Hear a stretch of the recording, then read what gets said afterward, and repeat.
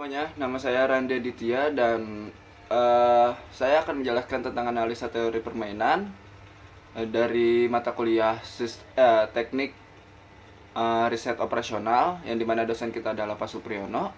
Saya dari perguruan tinggi Lepisi TK3 semester 5 BASP jurusan Sistem Informasi, dan ini tugas saya. Oke, jadi kali ini saya akan menjelaskan tentang analisa teori permainan, yang dimana saya mendapatkan 3 materi. Yang pertama matrix payoff, yang kedua prinsip max and min, dan yang ketiga mix strategi. Yang pertama kita akan menjelaskan tentang matrix payoff. Apa itu matrix payoff? Matrix payoff merupakan matrix yang elemen-elemennya merupakan matrix jumlah nilai yang harus dibayarkan dari pihak pemain yang kalah kepada yang menang pada akhir suatu permainan. Contoh tabelnya seperti ini. Kita akan belajar tentang tabel seperti ini. Pemain A dan pemain B. Pemain A di sini mempunyai 2 strategi, A1 dan A2. Pemain B memiliki 3 strategi, B1, B2, dan B3. Bisa lebih. Nggak mesti 3 atau nggak mesti 2 juga, bebas itu. Di sini jika pemain A menggunakan strategi A1 dan pemain B menggunakan strategi B1, maka A mendapatkan 1 dan B kehilangan 1 gitu. Terus semuanya seperti itu. Jadi kalau pemain A menggunakan strategi A1 dan pemain B menggunakan strategi B2, kan disitu nomornya 2 tuh. Nah, jadi A itu mendapatkan 2 dan B itu kehilangan 2, seperti itu. Jadi angka-angka di sini itu kan plus semua, yang dimana ini semua tuh punyanya pemain A. Tapi kalau misalkan dinegatifkan, maka angka-angka di sini mempunyai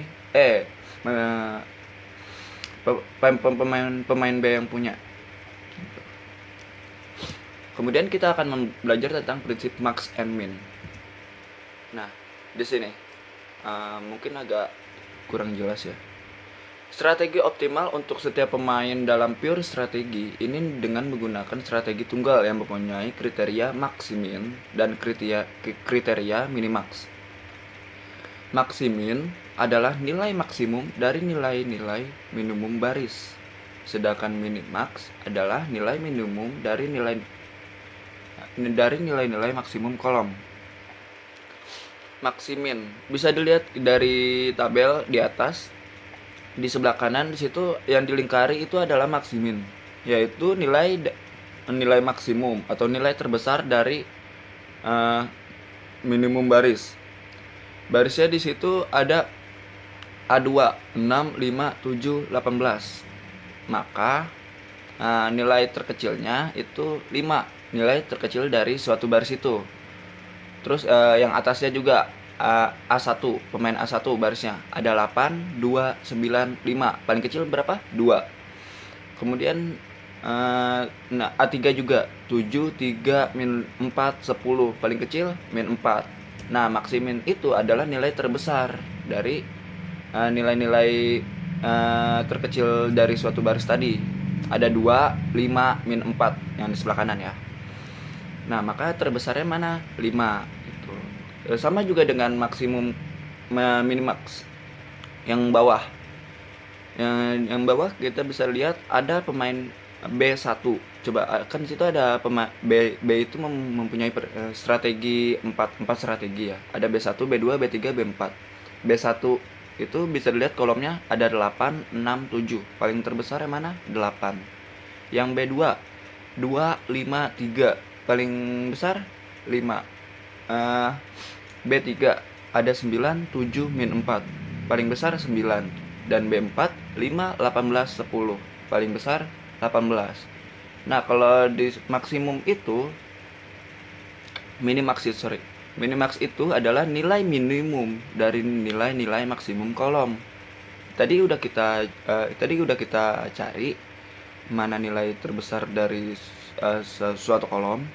Nah, kemudian di sini terdapatlah ada 8, 5, 9, 18. Yang dilingkarin itu 5 karena paling kecil, minimax. Minimax itu adalah nilai minimumnya dari nilai-nilai maksimum kolom atau nilai-nilai terbesar dari kolom itu. Jadi gitu prinsip max and min. Max and min itu biasanya digunakan untuk mencari titik plana atau biasa disebut saddle point. Nah, saddle point itu apa? Ya, titik plana itu apa? Aneh. Jadi kalau misalkan saddle point itu kalau misalkan saddle point angka minimax dan maksiminnya sama, kayak gini nih, kayak ini sebelumnya. Maksiminnya 5, minimaxnya 5. Berarti sama dong. Kalau sama itu kita menggunakan pure strategi. Dan saddle point itu adalah apa? Itu nilai maksimin dan minimaxnya. Kalau nilai dua itu maksimin dan minimax itu sama, maka kita menggunakan pure strategi. Dan kalau misalkan itu nggak sama, kita menggunakan mix strategi.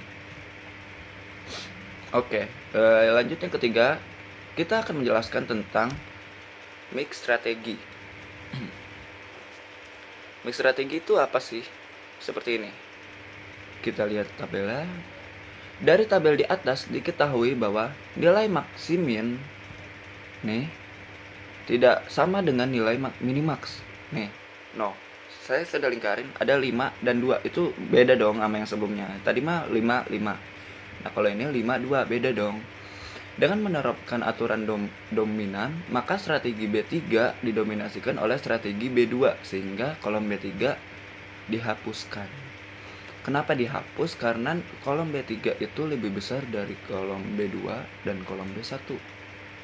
Dan kalau misalkan kita menerapkan aturan dominan, B3-nya ini kita hapus. Demikian juga strategi A2 didominasi oleh strategi A1. Bisa lihat kolom A2 baris A2 sehingga baris A2 dihilangkan. Baris A2 ini lebih kecil dari baris A1. Nih, maka keduanya dihilangkan menjadi seperti ini. Sisanya B1, B2 dan A1, A3. Nih. Untuk pemain di sini kita bisa mencari keuntungan yang diharapkan ya dengan menggunakan strategi sebagai berikut. Metode untuk pemain A, bentar.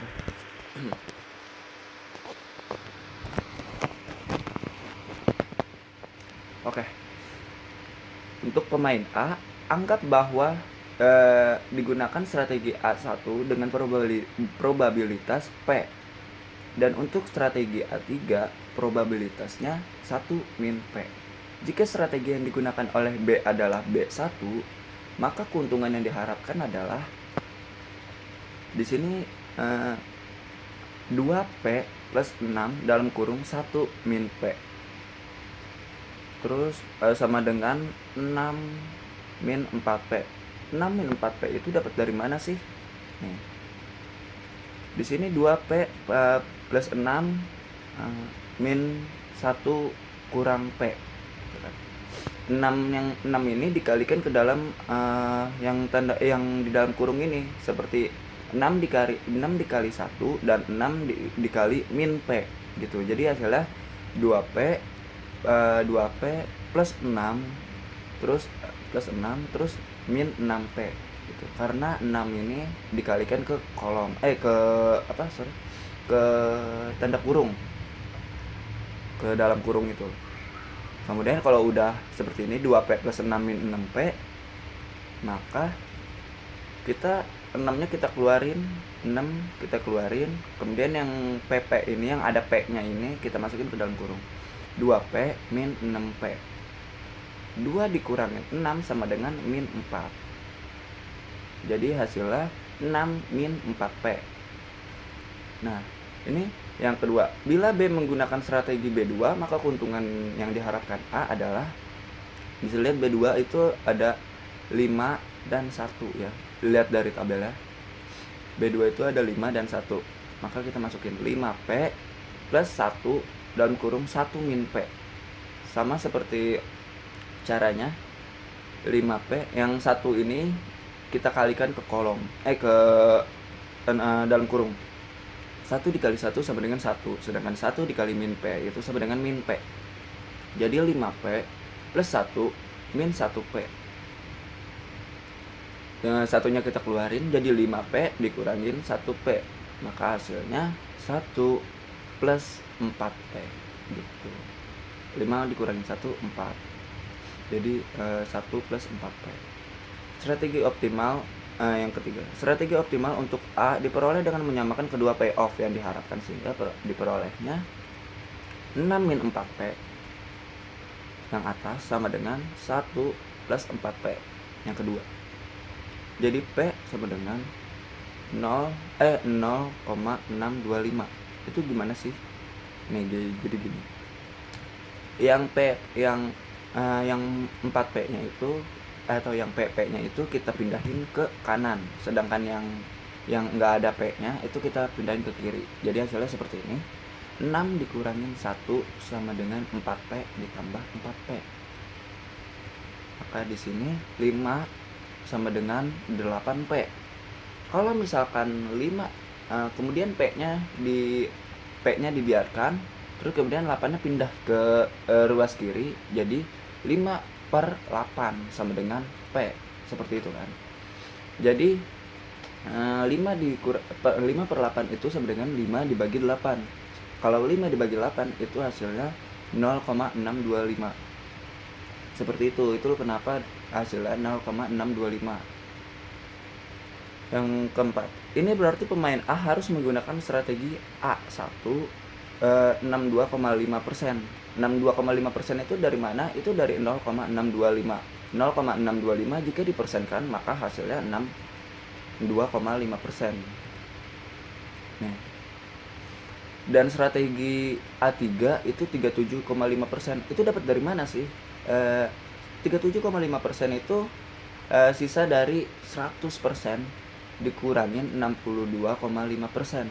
Jadi hasilnya 37,5%. Jadi sisanya gitu. Kalau misalkan A1 kayak contohnya kayak simpelnya A1 ada 70%. Nah, maka A3-nya sama dengan 30%, seperti itu. Nah, dan di bawah sama dengan 0,625 dikali 2, 0,625 dalam kurung 2 ditambah 0,375 dalam kurung 6. Itu yang untuk B1. 0,625 dalam kurung 5 ditambah 0,375 dalam kurung 1 itu yang B2. Itu sama dengan 3,5. Oke. Lanjut. Di sini kita akan membahas untuk pemain B. Kalau yang tadi itu untuk pemain A ya. Ini untuk pemain B. Caranya sama. Kalau misalkan dengan cara yang sama dapat dihitung payoff yang diharapkan untuk pemain B. Probabilitas untuk B1 adalah Q dan B2 adalah min 1 Q. Kerugian B jika A menggunakan strategi A1 adalah sama kayak tadi. Caranya 2Q plus 5 dalam kurung 1 kurang Q sama dengan 5 dikurangin 3Q. Itu dapat dari mana? Dari cara yang seperti ini nih, yang atas nih. 2P plus 6 dalam kurung 1 min P hasilnya 6 min 4P yang tadi saya jelaskan. Ininya sama kok, caranya begitu. Kemudian hasilnya 5 min 3Q. Kalau yang kedua, kerugian B jika A menggunakan strategi A3 maka kerugiannya itu 1 plus 5Q. Kemudian keduanya disamakan, 5 min 3Q sama dengan 1 plus 5Q. Jadi Q itu sama dengan 0,5. Caranya sama persis kayak yang pemain A. Hasil ini berarti B seharusnya menggunakan strategi 50% dan B kerugian yang diharapkan itu bisa dilihat kayak gitu, sama kayak tadi. Seperti itu. 3,5. Jadi keuntungan yang diharapkan untuk pemain A itu sebesar 3,5 dan kerugian yang yang diharapkan untuk pemain B itu sama dengan 3,5. Ini kita menjelaskan untuk mengetahui keuntungan dari pemain A dan kerugian dari pemain B gitu, menggunakan metode ini gitu. Ada banyak lagi cara, seperti misalkan kudu nyari apa gini, itu tergantung metodenya. Dan ini saya menjelaskan secara singkatnya mengenai mix strategi. Jadi mix strategi itu ada karena tadi saddle point-nya itu berbeda gitu. Kalau misalkan